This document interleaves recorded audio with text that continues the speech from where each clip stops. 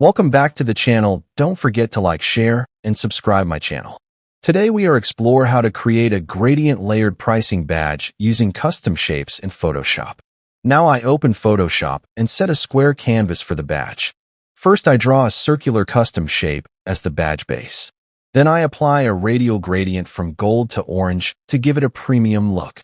After that I duplicate the circle, scale it slightly larger, and darken it for layering. Now I add a thin stroke using layer styles to define the edge.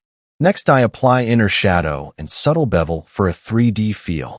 Then I place small accent shapes around the badge for decoration. After this I adjust gradient balance and shadows carefully.